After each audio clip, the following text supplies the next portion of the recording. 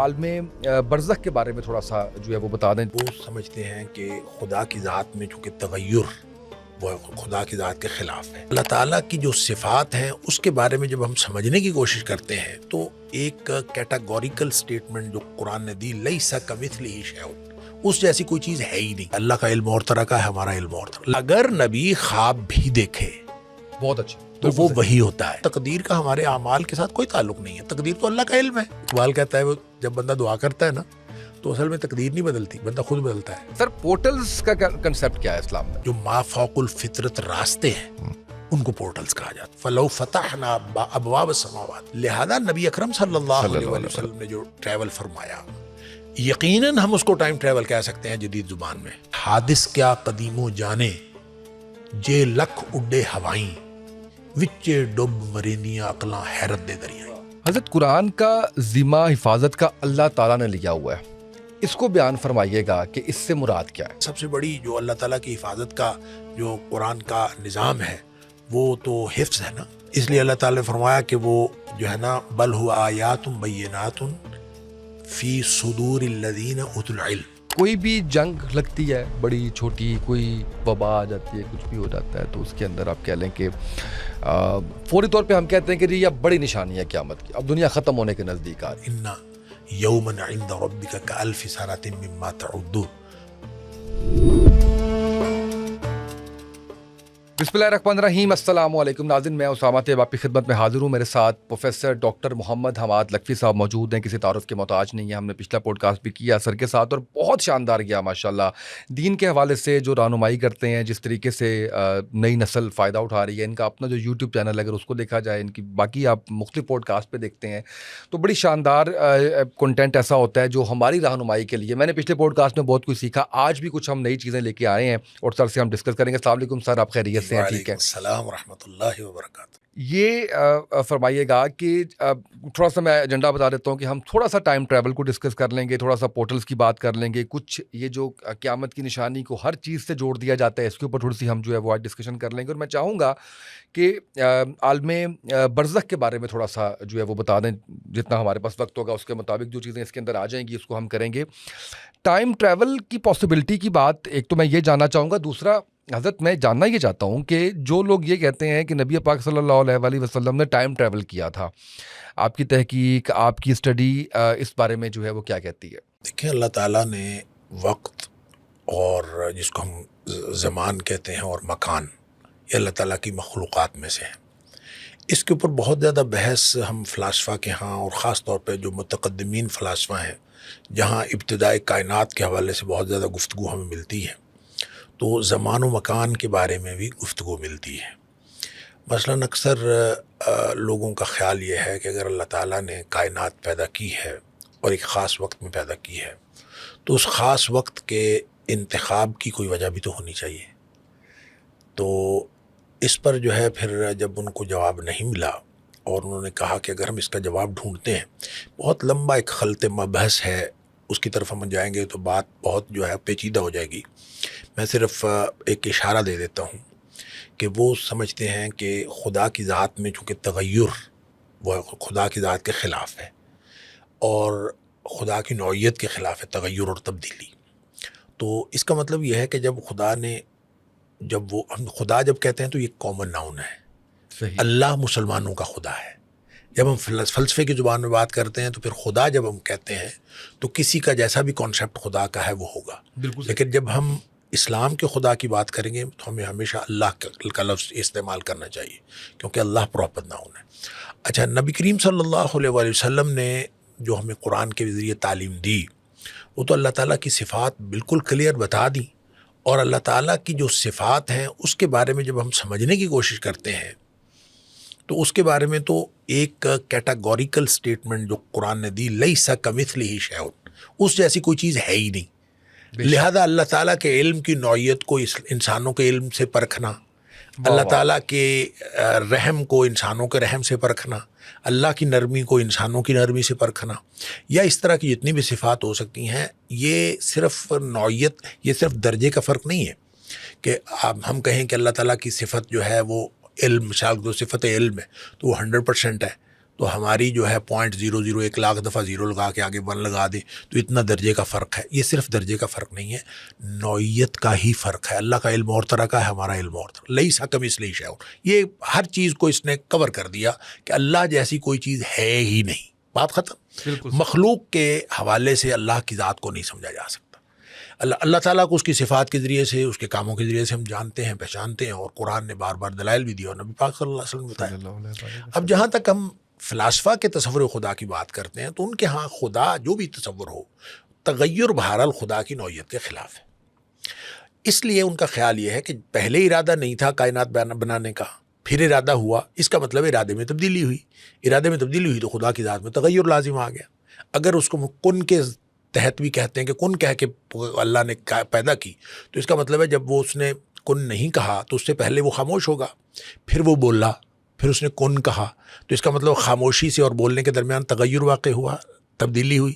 لہذا ان سارے سوالات اور ان مغالطوں سے بچنے کے لیے فلاسفہ نے, اور خاص طور پہ اس میں ہم جو دوسرے فلاسفہ ہیں غیر مسلم فلاسفہ ان کو تو چھوڑ دیں, ابتدائی جو مسلم فلاسفہ ہیں انہوں نے بھی یہ نقطہ نظر پیش کیا کہ کائنات قدیم ہے, جب سے اللہ کی ذات ہے تب سے کائنات ہے. یعنی کائنات پیدا ہی نہیں ہوئی, اور جو چیزیں قدیم ہیں جیسے اللہ کی ذات ازل سے ہے تو کائنات بھی, کائنات کی ازلیت کے قائل ہو. پھر بعد میں یہ جو ہمارے امام غزالی رحمہ اللہ ہیں, ان کو آ کے پھر تحافت الفلاسفہ لکھنی پڑی, اور بہت انہوں نے ان ساری باتوں کا رد کیا کہ یہ بہت غلط عقائد ہیں فلاسفہ کے. بہرحال تو اس میں جو زمان اور مکان کی جو ہم بات کر رہے تھے, یہ بحث آئی کہ زمان جو ہے یہ اس خاص وقت کا انتخاب اللہ نے کیوں کیا. تو اس کا جواب امام غزالی اور ان کے گروپ نے یہ دیا کہ زمان کی پیدائش بھی تو کائنات کے ساتھ ہوئی ہے, اس سے پہلے تو زمان اور مکان تھے ہی نہیں. جب کائنات بنی ہے تو زمان و مکان بنے ہیں. لہٰذا یہ اللہ کی ذات کے حوالے سے جب ہم دیکھتے ہیں تو ماضی, حال اور مستقبل کی تقسیم زمان کے حوالے سے ہم کر ہی نہیں سکتے. اور جہاں تک بات ہے وقت کی, جو کائنات کے اندر جس میں ہم قید ہیں, یہ ماضی, حال اور مستقبل کی تقسیم میں یعنی سیگمنٹس میں تقسیم کیا ہوا ہے.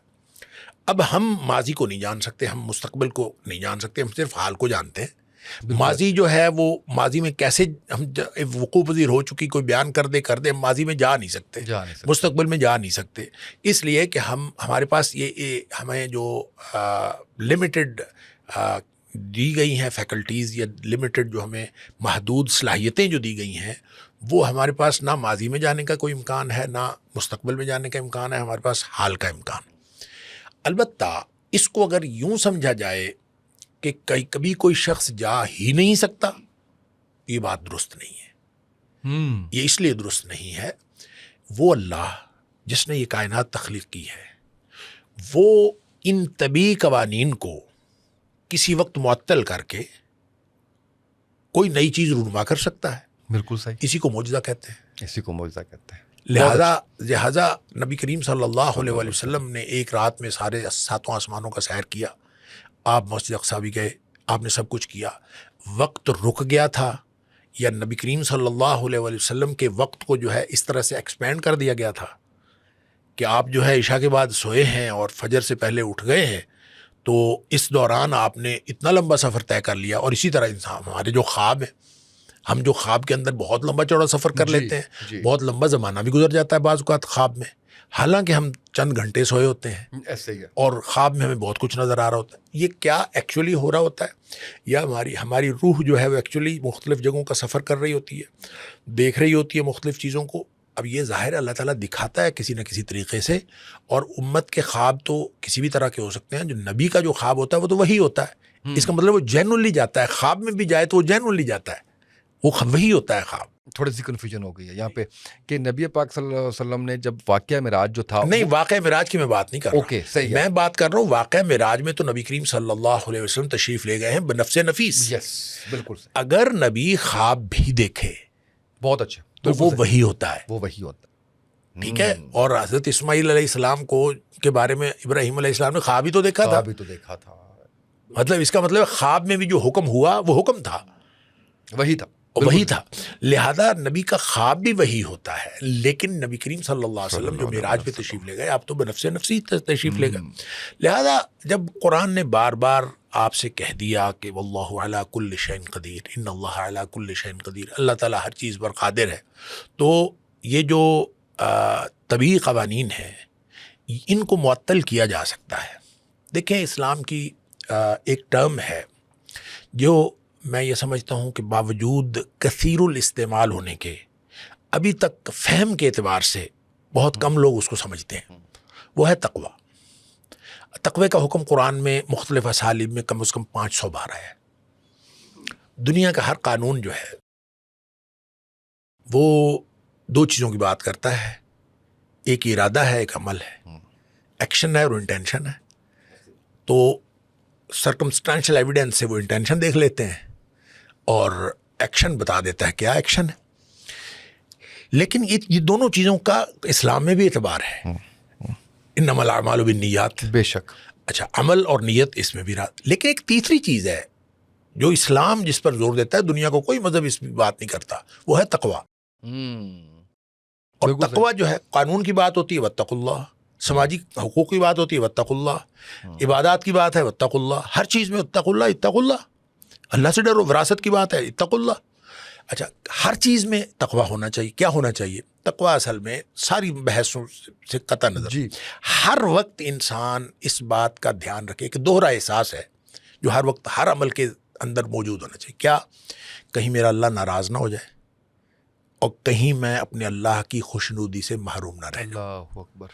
ہر عمل کے اندر نیت اور ارادہ, نیت اور عمل, اس کے علاوہ ایک تیسری چیز اس میں شامل ہونی چاہیے, اللہ کی خوشنودی, اللہ کی ناراضگی سے بچنا اور اللہ کی خوشنودی حاصل کرنا. آپ ماں کی خدمت کرتے ہیں, آپ اس لیے جاتے ہیں ماں بھوکی ہے, آپ اس لیے جاتے ہیں کھانا لے کے جاتے ہیں, آپ ماں کی خدمت کرتے ہیں, وہ میری ماں ہے, نیت ہے میں خدمت کے لیے جا رہا ہوں, سب مقصد کیا ہے؟ اللہ کی خوشنودی. قانون کی حکمرانی. آپ اشارے پہ کھڑے ہوئے ہیں, آپ ریڈ لائٹ پہ رک جاتے ہیں, آپ جتنے بھی دنیا میں کام کر رہے ہیں, آپ کا مقصد صرف ایک ہونا چاہیے کہ میرا اللہ راضی ہو جائے. ماں باپ کی اطاعت سے لے کر, حکمرانوں کی اطاعت سے لے کر, آپس میں حقوق العباد سے لے کر, عبادات سے لے کر, ہر عمل میں یہ ہونا چاہیے. اچھا, میں اصل میں اس کو ٹائم ٹریول کے ساتھ اور اس کے ساتھ ریلیٹ کرنا چاہ رہا ہوں. تقوی کا ویسے تو یہ لفظ ہے وقاء یقی سے, جس کا معنی ہوتا ہے بچنا, لیکن ایک معنی اس کا ڈرنا بھی ہوتا ہے. ظاہر اللہ کی ناراضگی سے ڈرنا, کہیں وہ ناراض نہ ہو جائے. جی جی. اچھا, جب ناراضگی سے بچنے کی کوشش آپ کرتے ہیں تو وہی خوف ہوتا ہے, وہی ڈر ہوتا ہے.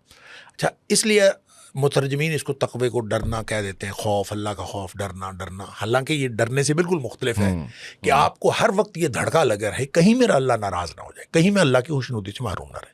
اچھا, یہ جو خوف ہے یہ تقوی کے معنوں میں بھی لغوی اعتبار سے ایک ترجمہ یہ کیا جاتا ہے, ایک معنی یہ ہے کہ کسی چیز کے نتیجے کی وجہ سے اس سے ڈرنا, کسی چیز کے نتیجے کی وجہ سے اس سے ڈرنا.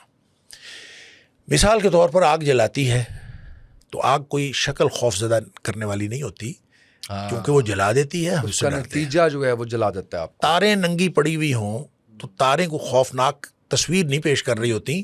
بہت خوب. وہ اس کا نتیجہ یہ ہے کہ اگر آپ کا ہاتھ چھو جائے گا تو آپ کو بھلے زندگی میں ایک دفعہ بھی کرنٹ نہ لگا ہو اور ایک دفعہ بھی آپ کو آگ کی حرارت کا تجربہ نہ ہو, بہت اچھا, ایک دفعہ بھی آپ نے زندگی میں کبھی جو سمندر میں ڈوب کے نہ دیکھا ہو, لیکن آپ کو معلوم ہے کہ گہرا پانی جو ہے وہ ڈبو دیتا ہے, جان جائے گی. آپ لوگوں کو روکتے ہیں نا, ادھر نہیں جانا, نتیجہ معلوم ہے, نتیجہ آگ کے پاس نہیں جانا, نتیجہ معلوم ہے. جو چیز آپ کو خطرناک محسوس ہو رہی ہے نتیجے کی وجہ سے آپ ڈرتے ہیں. اچھا, اب اس کو آ جائیں اسلام کی اصطلاح تقوی پہ. دل میں خوف ہو جائے کہ میرا اللہ ناراض ہو جائے, نتیجہ ٹھیک, عمل نتیجہ, بس صرف یہ میرا اللہ نہ ناراض ہو جائے, میں اللہ کی خوشنودی سے محروم نہ رہ جاؤں. یہ اگر دل میں خوف اللہ کا آ گیا نا تو اس کا نتیجہ پتہ کیا ہوتا ہے؟ اشیاء اپنے نتائج بدل دیتی ہیں. آہا, واہ واہ, بہت خوب. یہ طبی قوانین معطل ہو جاتے ہیں. دیکھا نہیں ہم نے آگ نے نہیں جلایا, آہا, واہ واہ. ہم نے دیکھا نہیں سمندر نے نہیں ڈبویا, بہت خوب. ہم نے دیکھا نہیں کہ اوپر سب پہنچے ہوئے ہیں دشمن اور نیچے صدیق اکبر رضی اللہ تعالیٰ ڈر رہے ہیں نبی پاک صلی اللہ علیہ وسلم کی ذات کو کوئی نقصان نہ پہنچے, تو آپ نے فرمایا لا تحزن ان اللہ معنا، غم کرنے کی ضرورت نہیں ہے، اللہ ہمارے ساتھ، آگے سمندر ہے، پیچھے دشمن ہے، وقت کی سپر پاور، اور اتنا یقین ہے کہ ہم پکڑے گئے اور مر گئے کہ قرآن کہتا ہے کہ انہوں نے کہا انا لمدرکون، ہم لازماً پکڑے گئے۔ اور بائبل میں ہے کہ انہوں نے کہا موسیٰ علیہ السلام سے کہ موسیٰ، مصر میں ہمارے لیے قبریں نہیں تھی جو مرنے کے لیے تو ہمیں اتنی دور سمندر کے کنارے لے آئے۔ موسیٰ علیہ السلام نے پتا کیا فرمایا؟ ان معی ربی سیہدین، میرا رب میرے ساتھ ہے، ان قریب کوئی نہ کوئی راستہ نکالے گا۔ اب یہ ہے سمندر کا خوف نہیں ہے، آگ کا خوف نہیں ہے، دنیا کے کسی طبعی نتائج کا خوف نہیں ہے، خوف ہے تو اس بات کا کہ میرا اللہ کہیں ناراض نہ ہو جائے اور میں کہیں اللہ کی خوشنودی سے محروم نہ رہ جاؤں۔ اگر خوف جس دل میں اللہ کا ہے، پھر اللہ تعالیٰ جو ہے وہ سارے نتائج بدل دیتا ہے، چیزوں کے نتائج تو اللہ کے ہاتھ میں، بے شک۔ لہذا نبی اکرم صلی اللہ علیہ وآلہ وسلم نے جو ٹریول فرمایا، یقیناً ہم اس کو ٹائم ٹریول کہہ سکتے ہیں جدید زبان میں، لیکن وہ ہوتا کب ہے؟ یہ کسی طبی قانون کے تحت نہیں ہوتا، کسی سائنسی فارمولے کے تحت نہیں ہوتا، فزکس نہیں ہے اس کے پیچھے، فزکس نہیں ہے اس کے پیچھے اللہ تعالیٰ کی قدرت ہے، اور اللہ تعالیٰ اپنی قدرت کے ذریعے سے کسی سے بھی کبھی بھی کوئی چیز رونما کروا سکتا ہے، اور جب اللہ نبی کے ہاتھ پر کوئی چیز رونما کرواتا ہے تو اس کو اصطلاح میں معجزہ کہتے ہیں، اور اگر کسی امتی کے ہاتھ پر ایسی کوئی چیز رونما ہو جائے تو اس کو کرامت کہتے ہیں۔ تو نبی ہو تو معجزے کے اعتبار سے خود وہ اس کا قادر نہیں ہوتا، اللہ ہی ہر چیز پر قادر ہوتا ہے، تو ولی بھی ہو تو وہ کرامت پر قادر نہیں ہوتا، اللہ اس سے رونما کرواتا ہے۔ بہت لہذا اگر یہ چیزیں اس طرح سے سمجھ لی جائیں تو ٹائم ٹریول ہوا ہے، ٹائم ٹریول پاسبل ہے۔ ماضی میں جانا تو کوئی شاید اس کو سائنس بھی کبھی اس مفروضے کو نہیں مان سکتی، البتہ مستقبل کے حوالے سے سائنس کہتی ہے کہ اگر آپ روشنی کی سپیڈ سے اور اپنا سفر کریں تو آپ ٹائم سے آگے جا سکتے ہیں، اور یہ کبھی جا سکتا ہے انسان کے نہیں، یہ صرف امکان کی حد تک ہے، عملاً کوئی۔ البتہ ہمیں جو معجزات ملتے ہیں اور وہ سارے معجزات ہیں، مثال کے طور پر وہ جو ملکہ بلقیس کا جو تخت لے کے آئے تھے اور وہ پلک جھپکنے میں آ گیا، تو قرآن کہتا ہے کہ یہ وہ شخص تھا کہ عندہ علم من الکتاب، کہ اس کے پاس کتاب کا علم تھا۔ اب جس شخص کے پاس کتاب کا علم تھا وہ کون تھا؟ اور عجیب و غریب ہم نے اس کی تفسیر مفسرین نے لکھی بھی، آصف بن برقیہ تھا، فلاں بلتا، بھائی کوئی بھی تھا، جب ایک قرآن نے تو نام نہیں لیا، نبی کریم صلی اللہ علیہ وسلم نے نام نہیں لیا، تو ہمیں کیا ضرورت ہے کہ ہم ڈھونڈیں کہ وہ کون تھا؟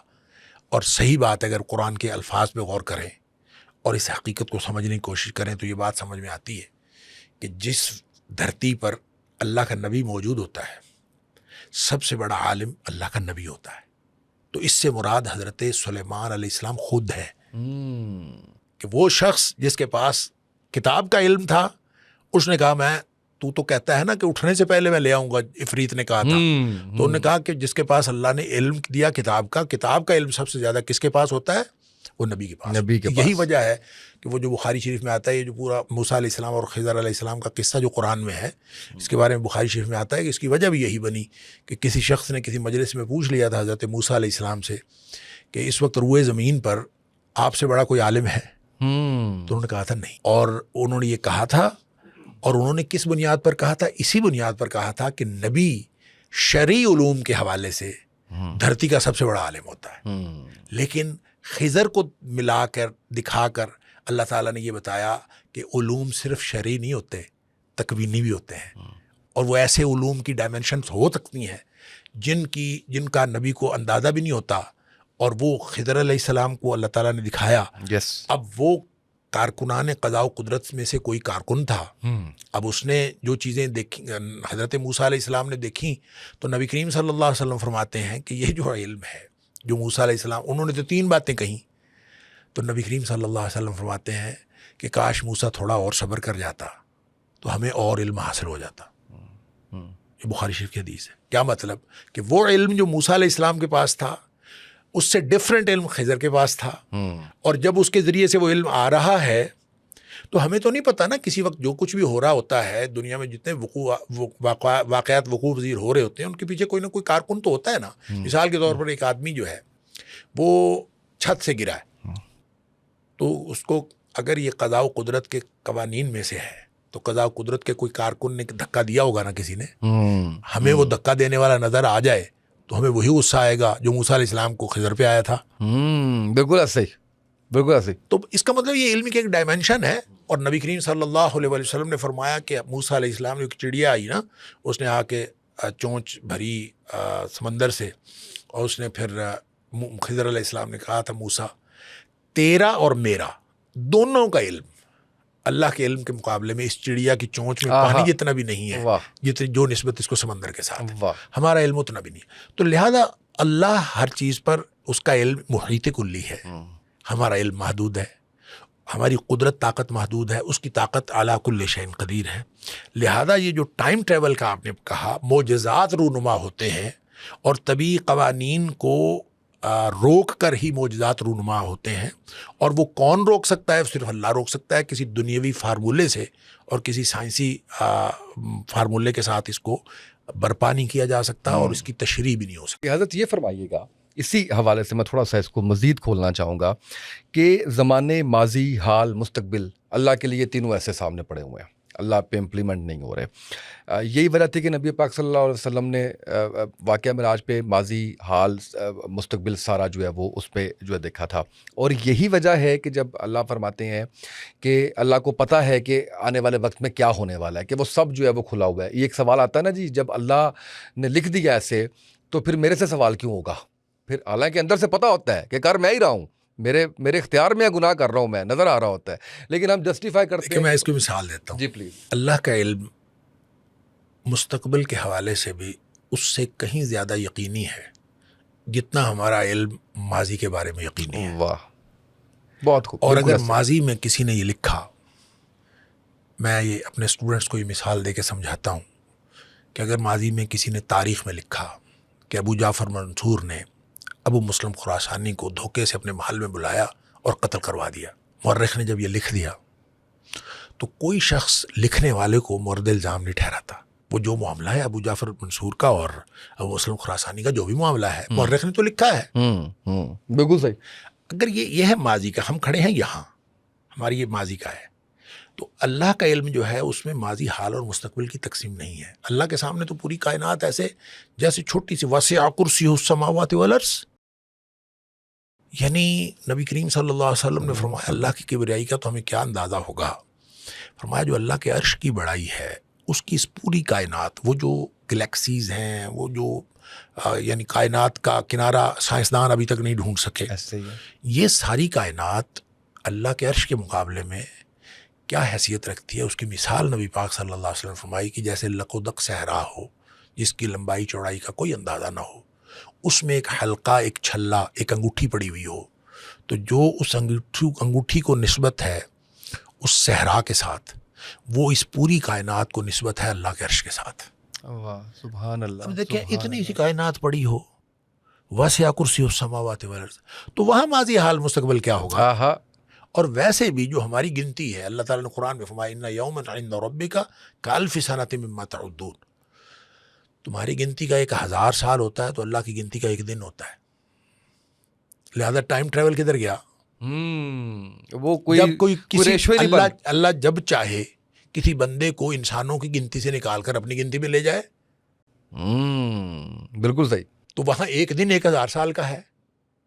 تو کس وقت اللہ تعالیٰ کس کو کہاں سے نکال کر، زمان و مکان کی حدود سے نکال کر اللہ تعالیٰ اس کو کسی اور سپیس میں لے جائے، کسی اور جگہ پہ لے جائے جہاں گنتی انسانوں والی نہیں چلتی، اللہ والی چلتی ہے، تو پھر وہاں تو ایک دن میں 1000 سال گزر جائے گا. اس لیے ہم اس کو اس طرح کیلکولیٹ نہیں کر سکتے، یہ چیزیں نہیں کر سکتے. آج میں جو بات کر رہا تھا جی کہ ماضی جو ہے، اب یہی جو لائن جو ہم یہاں کھڑے ہیں تو اس کے پیچھے ہمارے ماضی ہے. جی. اللہ کے سامنے تو ماضی، حال اور مستقبل کی کوئی تقسیم نہیں ہے. تو اس لائن کو پیچھے لے جائیں، ابو جعفر منصور والے واقعے سے ذرا پیچھے لے جائیں، تو وہاں اگر وہی مورخ یہ لکھے، اس کو مستقبل کا بھی علم ہو، اور وہ یہ کہے کہ ابو جعفر منصور ابو مسلم خراسانی کو دھوکے سے محل میں بلائے گا اور قتل کر دے گا، اگر بعد میں لکھے ہوئے لکھنے والے کا کوئی قصور نہیں ہے، تو پہلے لکھنے والے کا کیا قصور ہے؟ واہ واہ واہ، اس نے بہت اس میں اس کا کیا قصور ہے؟ لہذا تقدیر کا ہمارے اعمال کے ساتھ کوئی تعلق نہیں ہے. تقدیر تو اللہ کا علم ہے. وہ ہمارے اعمال کو، تقدیر ہمارے اعمال کو نہیں روکتی، متاثر نہیں کرتی. ہم اپنے لا یکلف اللہ نفسا الا وسعها، اللہ تعالیٰ کی دی ہوئی استطاعت سے ہم خود اپنی جنت جہنم بنا رہے ہیں. تقدیر ہماری راہوں کو مسدود نہیں کرتی. ہم نے یہ سمجھ رکھا ہے شاید تقدیر میں یہ لکھا تھا اس لیے ہماری راستہ مسدود ہو گیا. ہمارا راستہ ہم نے خود مسدود کیا، اللہ نے تقدیر میں لکھا ہوا تھا. وہ جبریل اور ابلیس کا مکالمہ اقبال نے ذکر کیا ہے نا. جبریل علیہ السلام نے ابلیس سے پوچھا کہ تو نے اللہ کو سجدہ کیوں نہیں کیا یار، کر دیتا سجدہ. اس نے کہا تقدیر میں یوں لکھا تھا. اور ان کا تقدیر میں یوں لکھا تھا پہلے پتہ چل گیا تھا یا بعد میں پتہ چلا؟ بہت اچھے. وہ کہتے پتہ تو بعد میں چلا تھا. تو بھائی کر تو ہم اپنی مرضی سے رہے ہیں، جب وہ وقوع پذیر ہو جاتی. لہذا اب یہاں سے ایک اور بات بھی سمجھ آتی کہ مستقبل جو ہے نا، جی، جو ہمارا مستقبل جی، یہ اوپن پاسبلٹیز ہیں. تقدیر کے حوالے سے ہر چیز اوپن ہے، سارے امکانات اوپن ہیں. آپ کوئی بھی امکان اپنے لیے ممکن بنا سکتے ہیں، بالکل صحیح، اس کو میٹیریلائز کر سکتے ہیں، یا آپ اوپن ہے. لیکن جو ہی وہ وقوع پذیر ہو جاتا ہے اس کے بعد وہ فکس ہو جاتا ہے، فکس ہو گیا، کلوز ہو گیا، وہاں پہ کلوز ہو گیا. لہٰذا آنے والے وقت میں آپ یہ نہیں کہہ سکتے کہ جو اللہ کو منظور. آپ گزرے ہوئے کے بارے میں کہہ سکتے ہیں جو اللہ کو منظور. لہٰذا نبی کریم صلی اللہ علیہ وسلم نے جو فقرہ سکھایا، قدر اللہ ما شاء فعل، جو اللہ نے تقدیر میں لکھا تھا اور جو چاہا وہی کیا. یہ بعد میں آپ نے فرمایا جو واقعہ ہو جائے اس کے بعد آپ یہ کہیں. لیکن مستقبل کے بارے میں اچھی کوشش بھی کریں، اچھی امید بھی رکھیں، دعا بھی کریں، اور دعا بھی کریں. اور دعا جو ہے وہ تقدیر کو بدل دیتی ہے، لکھے ہوئے کو بھی. ہاں لکھے ہوئے بدل دیتی ہے. اور اقبال ویسے اس کے بارے میں بھی عجیب بھی بات کرتا ہے. اقبال کہتا ہے وہ جب بندہ دعا کرتا ہے نا تو اصل میں تقدیر نہیں بدلتی، بندہ خود بدلتا ہے. واہ، خود تقدیریں تو کئی ہیں. جیسے یہ واٹر سلائیڈز نہیں ہوتی، تو آپ نے ایک سلائیڈ منتخب کرنی ہے، اس کے بعد گرنا جا کے آپ نے اسی گڑھے میں ہے. اسی میں ہے. تو سلائیڈ منتخب کرتے وقت آپ جب دعا کرتے ہیں تو آپ اصل میں سلائیڈ بہتر منتخب کر رہے ہوتے ہیں. اور یہ بھی لکھا، یہ لوپ ہے، یہ بھی لکھا. اس نے کہا نا کہ تیری دعا سے قضا تو بدل نہیں سکتی، مگر ہے اس سے یہ ممکن کہ تو بدل جائے. تیری آرزو ہے کہ تیری آرزو ہو پوری، میری آرزو ہے کہ تیری آرزو بدل جائے. آرزو بدل، یہ اقبال کہتا ہے. بالکل صحیح ہے، بالکل صحیح ہے. سر پورٹلز کا کنسیپٹ کیا ہے اسلام میں؟ دیکھیں پورٹلز کہتے ہیں ان راستوں کو جو ڈفرینٹ سیگمنٹ آف یونیورس ہے نا، زمانی طور پر بھی اور مکانی طور پر بھی، جو ما فوق الفطرت راستے ہیں ان کو پورٹلز کہا جاتا ہے. یعنی بعض نے اس کو وارم ہولز بھی کہا ہے یا اس طرح کے نام لوگوں نے. اور یہ صرف ایک کہہ لیجئے کہ ایک یہ بھی ایک مفروضہ ہی ہے. کائنات کے بارے میں لوگ سوچتے ہیں، سوچنے کا ایک انداز ہے. دیکھیں ایک شخص جو ہے وہ اپنی پوزیشن چینج کر سکتا ہے، نہیں کر سکتا. وہ جب کائنات کے مختلف طبقات میں گھومتا پھرتا ہے، مکانی طور پر یا زمانی طور پر، تو ان کے لیے جو وہ راستے ہیں تو ان کو لوگوں نے سمجھا کہ یہ پورٹلز ہیں. اب یہی واقعات جو ہیں، نبی پاک صلی اللہ علیہ وسلم کا معراج پر جانا، کہتے ہیں وہ کوئی راستہ تھا، راستے کھول دیے گئے آسمان سے اللہ تعالیٰ. اور راستے کھولنے کا ذکر اللہ تعالیٰ نے سورہ ہجر میں بھی فرمایا ہے کہ اگر ہم آسمان کے راستے کھول دیں، فَلَوْ فَتَحْنَا أَبْوَابَ السَّمَاوَاتِ، اگر ہم باب من السماوات، شاید اس طرح کے الفاظ ہیں کہ اگر ہم آسمانوں سے راستے کھول دیں اور جس میں یہ لوگ چڑھ جائیں، پھر بھی انہوں نے کہنا ہے کہ یہ کوئی جادو ہے یا ہماری آنکھوں میں پٹی باندھی ہوئی ہے. یعنی انہوں نے ماننا پھر بھی کوئی نہیں ہے. یہاں سے لوگوں نے یہ کہا کہ امکان اس کا موجود ہے کہ راستے ہو سکتے ہیں، وہ اللہ تعالیٰ نے بند کیے ہوئے ہیں. اور ظاہر ہے جب آپ مثال کے طور پر اسپیس میں ٹریول کرتے ہیں جی، تو اسپیس میں جانے سے پہلے جب آپ زمینی مدار سے اسپیس میں جاتے ہیں تو وہ جو درمیان میں جو کشش ثقل جہاں پہ ختم ہوتی ہے، وہاں پہ اس قدر زیادہ جو انرجی ہوتی ہے کہ آپ اس میں عام سپیڈ سے گزر نہیں سکتے، آپ کوئی عام جہاز میں گزر نہیں سکتے، آپ کو اسپیشل جہاز لینا پڑتا ہے، اسپیشل ساری چیزیں کرنی پڑتی ہیں، وگرنہ آپ نہیں نکل سکتے. تو اس کا مطلب ہے کوئی راستے تو ہو سکتے ہیں نا، کہ کائنات میں مختلف حصوں میں جانے کے لیے راستے ہو سکتے ہیں. لیکن کیا راستے ہیں؟ کیا ہم نے دیکھے ہیں؟ یہ ایک بات جو ہے لوگوں نے مختلف واقعات کی بنیاد پر اس کو صرف اور صرف امکان کا اظہار کیا ہے. اور پھر یہ جو ہم نے بات کی ابھی ملکہ بلقیس کے تخت کو لانے کی، تو وہ بھی کہتے ہیں کہ وہ چونکہ مکان اور زمان ود ان نو ٹائم ایک راستہ کھلا اور محل وہاں آ گیا. ٹھیک ہے، اور وہ راستہ کون سا تھا؟ وہ ہم کہہ سکتے ہیں کہ وہ کوئی پورٹل ہے، کوئی مافوق الفطرت راستہ ہے، جو عام حالات میں تو ایک محل کا دوسری جگہ جانا پاسبل نہیں ہے. تو وہ کیسے ہو گیا؟ تو ونس اگین میں تو وہی کہوں گا کہ جو معجزات ہیں یہ انہی کی انٹرپریٹیشن کے لیے جن لوگوں کی عادت ہوتی ہے اور جن لوگوں کا مزاج ہی ہوتا ہے کہ وہ ہر چیز کی سائنسی تشریح کرنا ضروری سمجھتے ہیں، تو انہوں نے ان سائنسی امکانات کے اوپر، حالانکہ سائنس نے بھی امکانات سے آگے بات کوئی نہیں کی. اس لیے ہم جب قرآن و حدیث کو دیکھتے ہیں تو ابواب کا یا باب کا ذکر تو ہے، راستے ہو سکتے ہیں. پھر بروج کا ذکر ہے قرآن میں کہ ہم نے بروج بنائے آسمانوں کے. اب ان بروج سے کوئی شخص پاس آن کر سکتا ہے؟ نہیں کر سکتا. یہ ایک الگ بات ہے، ایک الگ بحث ہے. لیکن یہ ایسے راستے ممکن ہیں کائنات میں ایک جگہ سے دوسری جگہ جانے کے، اور ایک سیارے سے دوسرے سیارے پہ پہنچنے کے. اتنی بڑی کائنات ہے، لیکن لوگوں کو یہ خیالات آتے ہیں نا، کائنات کے بارے میں انسان سوچتا ہے تو آخر کسی نہ کسی نتیجے پہ انسان اپنی سوچ پہ پہنچتا ہے. حضرت تو وہ میں صرف یہاں پہ ایک پنجابی کا شعر جو ہے نا، وہ اکثر مجھے یاد آتا ہے، میرے والد صاحب سنایا کرتے تھے. وہ کہتے ہیں کہ انسان حادث ہے اور اللہ کی ذات قدیم ہے. اس کی باتیں، اس کے کام، اس کی بنائی ہوئی کائنات، اس کو انسان سمجھنے کی کوشش کرے، یہ ممکن نہیں ہے. حادث قدیم کو بارے میں سمجھ جائے، یہ ممکن نہیں ہے. وہ کہتے ہیں کہ جتنا زیادہ آپ ایکسپلور کرتے جائیں گے کائنات کو، آپ کی حیرت بڑھتی جائے گی، مالک کی عظمت کا روب بڑھتا جائے گا، خشیت الہی جس کو کہتے ہیں وہ بڑھتا جائے گا. یہ نہیں ہو سکتا کہ آپ کو کائنات کی تفہیم حاصل ہو جائے. کائنات کی تفہیم بس اتنی حاصل ہوگی کہ آپ کو مالک کی طرف آپ پہنچتے چلے جائیں گے. اور اسی لیے کائنات کے اوپر غور و فکر کی بات کہی گئی ہے، اور یہ خشیت الہی کے لیے ہے. اور جتنی بھی اللہ تعالیٰ نے صفات بیان کی ہیں قرآن میں، اس پر غور کرتے جائیں. مثلا اللہ خالق ہے، اللہ مالک ہے، اللہ باری ہے، اللہ مصور ہے. اب سوچتے جائیں کیا ہوتا ہے، باری کون ہوتا ہے، خالق کون ہوتا ہے، مصور کون ہوتا ہے. یعنی اللہ تعالیٰ کی جتنی صفات ہیں، اس کو مالک، قدوس، سلام، مومن، سوچتے جائیں تو آپ کو ایک نئی دنیا کی تفہیم حاصل ہوتی ہے. اور مالک کی خشیت آتی. خشیت کہتے ہیں عظمت کے روب کو.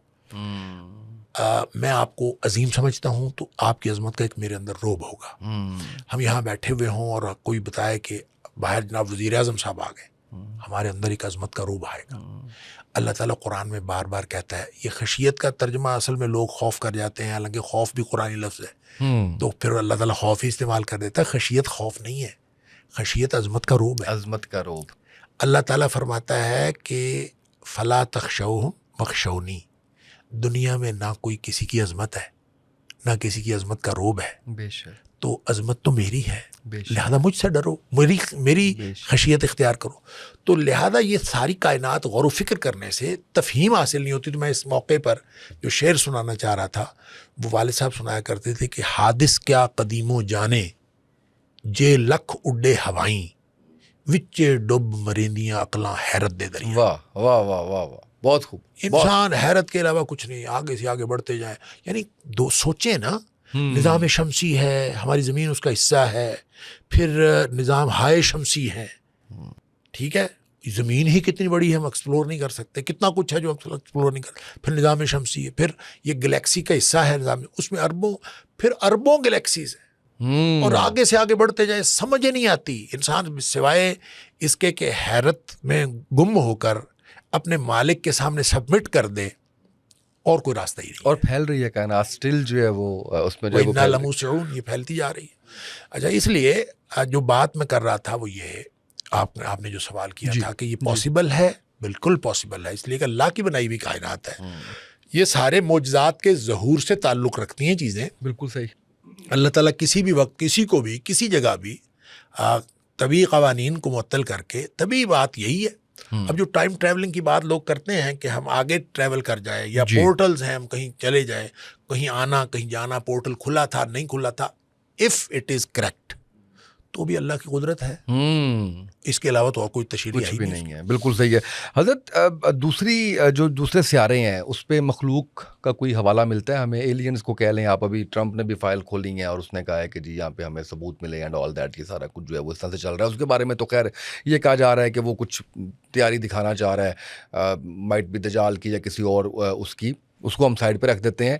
لیکن کیا کوئی ایسی چیز ہے ریسرچ کے مطابق؟ دیکھیے, جب ہم بات کرتے ہیں, جب ایلینز کی بات سائنس بھی کرتی ہے نا, سائنس نے بھی آج تک کوئی ایسا ثبوت تو پیش نہیں کیا نا کہ کوئی ذی شعور مخلوق کہیں زمین کے علاوہ کسی اور سیارے پہ پائی جاتی ہے. ابھی تک اس بات کا کوئی ثبوت نہیں ہے. امکانات ہیں, خیالات ہیں, مفروضے ہیں, پاسبل ہے. اسلام بھی کہتا ہے پاسبل ہے, کیونکہ اسلام نے ہمیں بعض چیزوں کا ایگزیکٹ کانسیپٹ نہیں دیا, اس کی گنجائش رکھی ہے جو مستقبل میں ایکسپلور ہو سکتی ہیں. مثال کے طور پر ریل گاڑی ہے, کار ہے, ہوائی جہاز ہے, یہ سواریاں وہ ہیں جس کا قرآن میں ذکر نہیں ہے. اچھا, اب اس کا مطلب یہ ہے کہ اب تو ہم جو سواریاں استعمال کرتے ہیں, گھوڑا, گدھا, خچر تو کوئی استعمال ہی نہیں کرتا ایسے. تو اس کا مطلب یہ ہوگا, کیا ہم اس کا مطلب یہ لیں کہ قرآن نے جدید ذرائع, اور آگے پتہ نہیں اس سے بھی زیادہ کوئی جدید ذرائع آمد و رفت ہو جائیں گے, تو کیا خیال ہے قرآن نے ان کو بالکل ان اٹینڈڈ چھوڑ دیا ہے؟ یہ پاسبل نہیں ہے.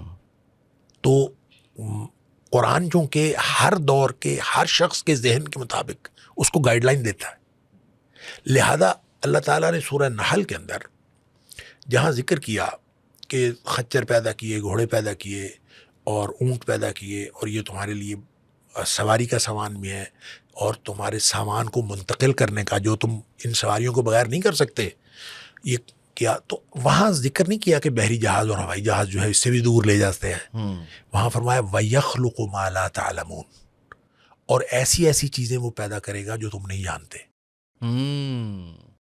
اچھا, گنجائش رکھ دی. اب یہ ایک اوپن رکھ دیا کہ یہ اس دور کے لوگ جو سمجھ سکتے تھے قرآن کو, ان کے لیے بھی کافی ہے, آنے والوں کے اور لیے, ہمارے لیے بھی کافی ہے, اور آنے والوں کے لیے بھی کافی ہے.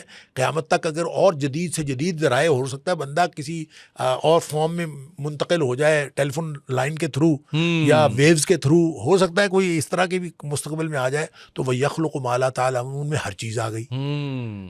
ٹھیک. اچھا, اسی طرح قرآن نے یہ گنجائش بھی رکھی ہے.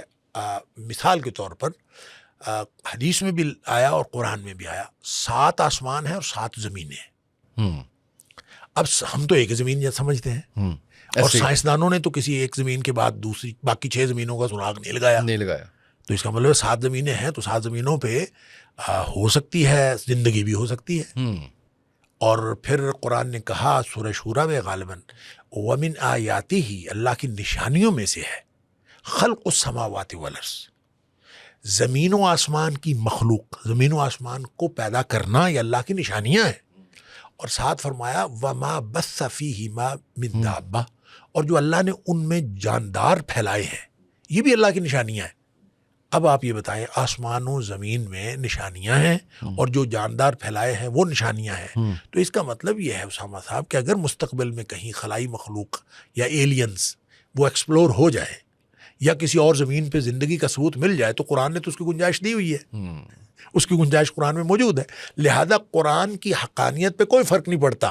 آپ کی جدید ترین ایکسپلوریشن سے بھی اور جدید ترین ایکسپلینیشن سے بھی قرآن نے ان ساری چیزوں کی روٹس جو ہے نا آپ کو پہلے سے دے دی ہیں. لہذا یہ جو خلائی مخلوق کی بات یا ایلینز یا کسی اور سیارے پہ مخلوق اور زندگی کا ممکن ہونا ہے, میں یہ سمجھتا ہوں کہ قرآن و حدیث میں اس کا امکان موجود ہے, اور سائنس اس کو ایکسپلور کر سکے یا نہ کر سکے. اب وہ 7 زمینیں کون سی ہیں ہم اس وقت تک تو کوئی اس کی انٹرپریشن نہیں کر سکتے, لیکن جب قرآن نے کہہ دیا اور نبی پاک صلی اللہ علیہ وسلم فرما دیا تو ہمارا ایمان ہے کہ 7 زمینیں ہیں. اب وہ 7 زمینیں کہاں ہیں, کیسی ہیں, اس گول دائرے کے, اس گول بیضوی شکل کا جو سیارہ ہے زمین, اس کے اندر 7 زمینیں ہیں کہ اس کے علاوہ 6 زمینیں ہیں, اللہ عالم, یہ اللہ تعالیٰ کو معلوم ہے. ہو سکتا ہے سائنس اس کو ایکسپلور کر سکے کمنگ ڈیز میں اور کمنگ منتھس اور کمنگ ایئرز میں, یا نہ کر سکے, لیکن قرآن کی بات حقانیت پر مبنی ہے.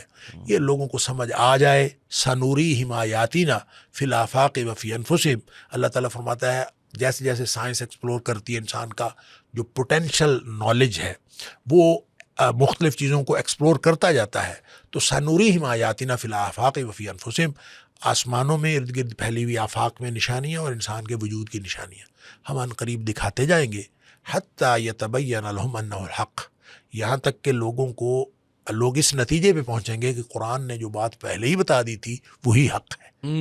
لہذا قرآن میں اس بات کا امکان موجود ہے کہ مخلوق جو ہے اللہ کی وہ زمین کے علاوہ اور 6 جگہوں پہ بھی ہو۔ تو اس کو حضرت یہ بھی کچھ لوگ کہتے ہیں کہ ہم جیسے بھی ساتھ موجود ہیں کائنات کے اندر، باقی دنیا کے اندر، اس کا کنسیپٹ پھر ہندوازم کے ساتھ جاتا ہے، ان کے ساتھ جنم پہ جاتا ہے، پھر ہندوازم کے بارے میں کہا جاتا ہے کہ کیونکہ یہ اتنا پرانا مذہب ہے، اس کی باقیات ابھی وہ نہیں ہے، تو شاید یہ بھی کوئی ڈیوائن ریلیجن تھا، اس حوالے سے بھی فرمائیے اصل گا۔ میں نا ریلیجنز تو جتنے بھی ہیں، جب ہم اس کو کہتے ہیں کہ یہ ڈیوائن ہے تو میرا خیال ہے اس میں کوئی حرج نہیں ہے۔ اس کی وجہ یہ ہے کہ انسان جب ہم اپنے جو کتاب و سنت سے نقطہ نظر لیتے ہیں جی، تو انسان اللہ کا بنایا ہوا ہے، ہر علم اللہ کا دیا ہوا ہے، چاہے وہ اس کا پوٹینشیل نالج ہو جو اللہ نے صلاحیت رکھی ہے صلاحیت کے طور پر، جی جی جی، اور چاہے وہ وحی کا علم ہو جو بطور تشریعی علوم کے اس کو دیا گیا ہے،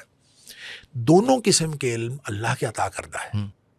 وہ جو علامہ آدم الاسماء کلہا، آدم کو سارے نام بتا دیے تھے، گویا کہ انسان کے اندر کائنات کو ایکسپلور کرنے کی وہ ساری صلاحیت پہلے دن ہی اللہ نے رکھ دی تھی۔ ایک بات یہ بھی اللہ کا دیا ہوا علم جس کو ایکسپلور کرتے جائیں اپنی اپنی صلاحیت کے مطابق۔ دوسرا نبی کے ذریعے، نبیوں کے ذریعے سے، اور ام من امت الا خلا فیہا نذیر، کوئی امت ایسی نہیں جس میں ہم نے کوئی ڈرانے والا نہیں بھیجا، ولکل امت ہاد، اور ولکل قوم ہاد، ہر قوم کے لیے کوئی نہ کوئی رہنما بھیجا اللہ تعالیٰ۔ اچھا، وہ جو رہنما آتے رہے ان کی جو تعلیمات ہیں وہ مرور زمانہ کے ساتھ تبدیل ہو کے کچھ بن گئیں، جیسے ابراہیم علیہ السلام کی تعلیمات پر اب یہ جو قریشی تھے نبی پاک صلی اللہ علیہ وسلم کی تشریف آوری کے وقت، وہ سارے اپنے آپ کو دین ابراہیمی کا پیروکار کہتے تھے، اور وہ لیکن ان کی کوئی ایک حرکت بھی ایسی نہیں تھی جو حضرت ابراہیم علیہ السلام علیہ دین کی ہو، لیکن اپنی روایت وہی بتاتے تھے۔ اس لیے یہ ممکن ہے چاہے وہ ہندو دھرم ہو چاہے کوئی بھی ہو تو اس کا کسی ڈیوائن ٹریڈیشن کے ساتھ تعلق ہو، یہ بالکل ممکن ہے۔ اس لیے ہم یہ نہیں کہہ سکتے کہ یہ تعلق ہونا ممکن نہیں ہے۔ البتہ وہ تحریف شدہ ہیں، وہ مرور زمانہ کے تحت اس میں ایک یعنی یوں کہہ لیں آب و ہوا کے اثرات پڑ گئے ہیں، اب یہ کنٹامینیشن آ گئی ہے، اب یہ چیزیں وہ نہیں رہیں جو ان کے اصل رہنما نے دی تھیں، تو اب بعد میں یہ کس طرح سے چینج ہوتی گئیں، جیسے یہودیت چینج ہو گئی، موسیٰ علیہ السلام کی شریعت یہودیت بن گئی، عیسیٰ علیہ السلام کی شریعت جو ہے وہ عیسائیت بن گئی، تو اب تو ہمیں فائنل ورژن جو ہے دین کا نبی اکرم صلی اللہ علیہ وسلم کی بتائی ہوئی بات اسی کو سامنے رکھنا پڑے گا، ہمارے پاس اور کوئی اس کے علاوہ ہے نہیں۔ لیکن اس میں گنجائش بہرحال موجود ہے، اور جو آپ کا خیال یہ ہے کہ جنہوں نے جونی چکر یا تناسخ ارواح کی بات کی ہے جی، تو وہ ہم اس کو درست قرار دے لیں، وہ کسی طرح یہ قیاس معال فارق ہے، یہ کسی طرح درست قرار نہیں پا سکتا۔ اس کی وجہ یہ ہے کہ ہم اگر یہاں پہ مر جاتے ہیں تو مرنے کے بعد ہم عالم برزخ میں چلے جاتے ہیں، پھر عالم آخرت ہے، تو مرنے کے بعد دوبارہ انسان اس دنیا میں آ جائے گا، اس کے لیے کوئی ثبوت کسی چیز کا نہیں ہے۔ اور اگر 7 زمینوں پر 7 قسم کی زندگیاں موجود بھی ہوں تو ہر ایک کا اپنا سسٹم ہوگا اسی کے مطابق ہی، جو سسٹم ہمیں اللہ نے اپنے نبی پاک صلی اللہ علیہ وسلم کے ذریعے سے بتا دیا۔ ایسا نہیں ہے کہ ایک شخص جو ہے دوبارہ اس دنیا میں آ جائے گا، اور وہ دوبارہ آنے کے بارے میں تو اللہ تعالیٰ نے بار بار قرآن میں کہا ہے کہ مجرم تو خواہش کرے گا کہ میں واپس جاؤں۔ 2 ہی لوگ خواہش کریں گے، ایک مجرم اور دوسرا شہید۔ شہید اس لیے خواہش کرے گا کہ میں شہادت کا مزہ لوں، اس کو جو لطف شہادت میں آئے گا وہ خواہش کرے گا یا اللہ مجھے دوبارہ بھیج دے میں پھر شہیدوں کے تیرے راستے میں آؤں، اور یا پھر مجرم خواہش کرے گا یا اللہ ایک دفعہ بھیج دے میں دوبارہ جو ہے وہ میں نیک ہو کے آ جاؤں گا۔ تو دونوں نہیں واپس آ سکتے۔ اگر واپس آ سکتے ہوتے، اور نبی کریم صلی اللہ علیہ وسلم نے خود فرمایا کہ میرا بھی دل یہ کرتا ہے کہ میں شہید ہو جاؤں، جتنی اللہ نے فضیلت شہادت میں رکھی ہے، میں شہید ہو جاؤں، پھر میں زندہ ہوں، پھر میں شہید ہو جاؤں، پھر میں زندہ ہوں، پھر میں شہید ہو جاؤں۔ نبی پاک صلی اللہ علیہ وسلم میری خواہش، لیکن یہ چونکہ اس دنیا کا نظام ہے نہیں، اللہ نے جو نظام ہمیں قرآن کے ذریعے دیا ہے، جو نبی پاک صلی اللہ علیہ وسلم نے بتایا، اس سسٹم میں ایک تسلسل ہے، اور اس تسلسل میں الذی خلق الموت والحیات लियबलुवकुम अय्युकुम अहसनु अमला। हज़रत मेरे पॉडकास्ट में एक साहब आए थे जिन्होंने मुझे ये सवाल करने पे मजबूर कर दिया। उन्होंने इसको जो है वो फिर कहा कि डिलीट कर दें क्योंकि लोग इसको शायद डाइजेस्ट ना कर सकें। उन्होंने क्या कहा उसके ऊपर नहीं जाता। मैं इसको बड़ा सिंपल करके आपसे ये जानना चाहता हूँ क्योंकि आप जो है वो अभी जैसे मल्टीपल टाइम्स आपने कुरान का हवाला दिया और हम ज़ाहिर है कि अपनी ज़िंदगी गुजारने के लिए कुरान से रहनुमाई लेते हैं। हज़रत कुरान का ज़िम्मा हिफाजत का अल्लाह ताला ने लिया हुआ है, इसको बयान फरमाइएगा कि इससे मुराद क्या है? उसमें सिर्फ देखें कोई लंबी चौड़ी साइंस नहीं है। अल्लाह ताला ने जो पहली किताबें नाजिल फरमाई वो मुनज़्ज़ल मिन अल्लाह थी, सच्ची किताबें थी। अल्लाह ताला कुरान में फरमाता है जब हमने वो तौरात नाजिल की थी तो फ़ीहा हुदम व नूर, उसमें भी हिदायत थी, नूर था। फिर अल्लाह ताला फरमाता है व आतैनाहुल इंजील, फिर हमने इनको इंजील दी, फ़ीहा हुदम व नूर, इसमें भी हिदायत और नूर। उन किताबों के बारे में अल्लाह ताला ने सूरह माइदा के अंदर फरमाया कि उनकी हिफाजत का ज़िम्मा उनके अहबार और रुहबान को दिया गया था। बिमस्तुहफ़िज़ू मिन किताबिल्लाह, उनसे ये तकादा किया गया था, हिफाजत का जिम्मेदार बनाया गया था कि वो उन किताबों की हिफाजत भी करें। उन्होंने हिफाजत नहीं की। और हिफाजत से मुराद कि उसके जो कुछ लिखा हुआ है वो एज इट इज़ लिखा है, उसकी तालीमात भी। तालीमात देखिए दो तरह की तारीफ उन्होंने की ना, कुरान ने ये बताया जी। उन्होंने दो तरह की तारीफ की, एक तहरीफ लफ्जी, एक तहरीफ मानवी। युहर्रिफून अल कलिमा अम मवाज़िही, कुरान ने एक जगह ये कहा, दूसरी जगह कहा युहर्रिफून अल कलिमा मिन बाद मवाज़िही। अम मवाज़िही का मतलब लफ्जी तहरीफ है, अल्फाज बदल डाले, और मिन बाद मवाज़िही का मतलब यह है कि उसका मफ़हूम मुतय्यन हो जाने के बाद उसका मफ़हूम बदल डाला। ये जो दोनों बातें हैं कि कुरान की लफ्जी तारीफ और कुरान की मानवी तारीफ, ये ऐसा नहीं है कि होगी नहीं या हो सकती नहीं, लोग करेंगे। और कुरान कहता है कि इसके बातिल जो है ना इसके आगे से आ सकता है ना पीछे से आ सकता है। इसका मतलब ये नहीं है कि कुरान पर लोग हमला नहीं करेंगे, हमला करेंगे, तारीफ का हमला भी होगा, आगे पीछे से दुश्मन भी आएंगे, लेकिन वो किसी का हमला कारगर नहीं हो सकता। अल्लाह ने इसको महफूज बना दिया। उस महफूज बनाने के जो उसके जो हम फिज़िकली या प्रैक्टिकली हम देखते हैं उसका एस्पेक्ट है, तो हमें बहुत मुख्तलिफ तरह से नज़र आता है। सबसे बड़ी जो अल्लाह ताला की हिफाजत का जो कुरान का निज़ाम है वो तो हिफ्ज़ है ना जी, कि अल्लाह ताला ने हिफ्ज़ का निज़ाम बनाया है।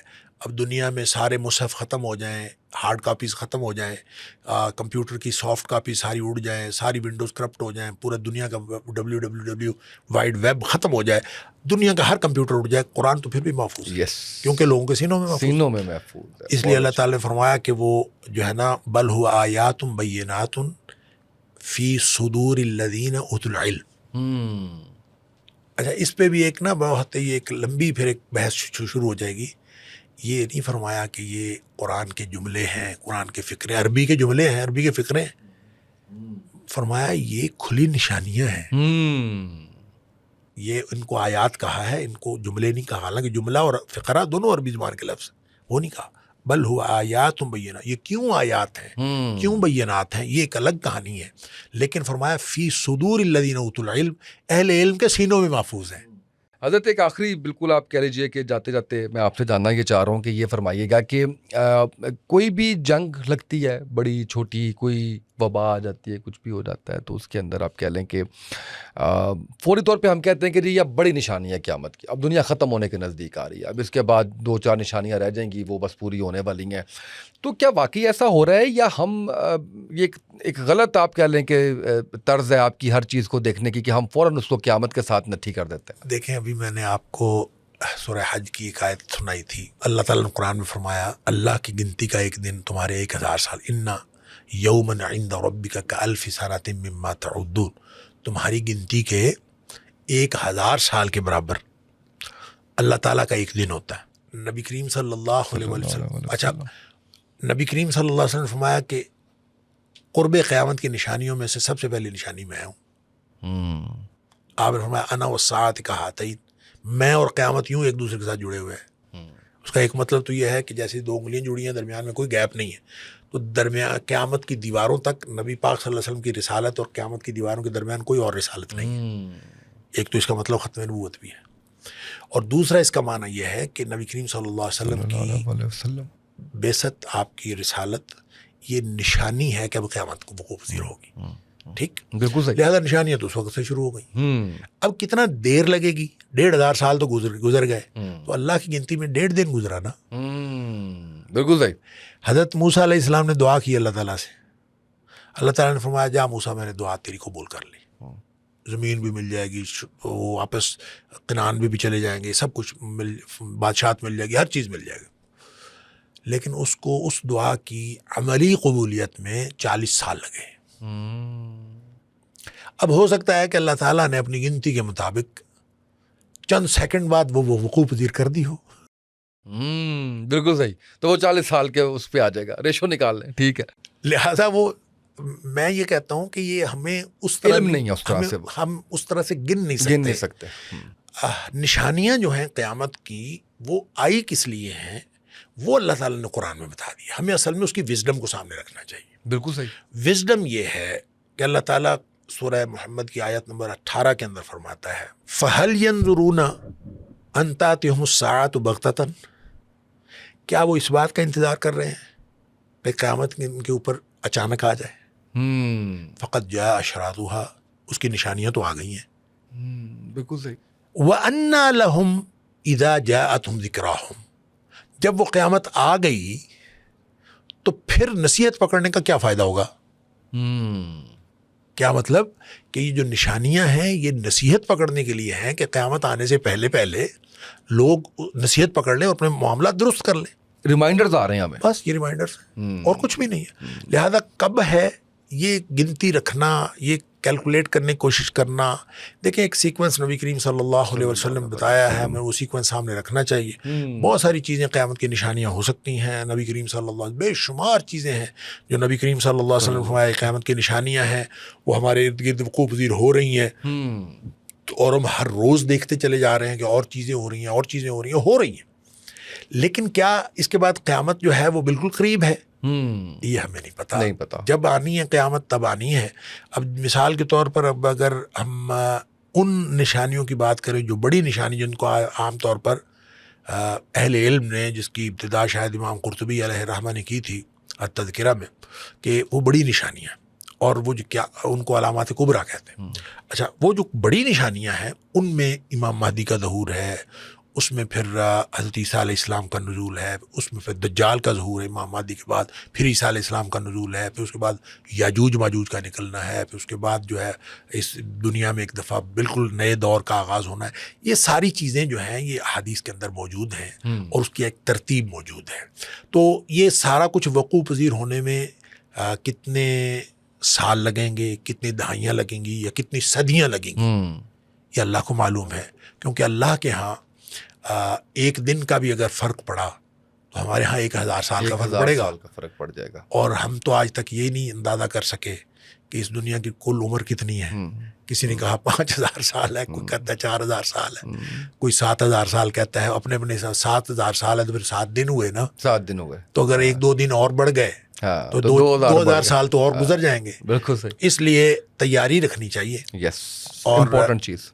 ہاں، اور قرآن نے یہ بھی کہا کہ قیامت کے بارے میں سوال وہ کرتے ہیں جو ڈرتے نہیں ہیں.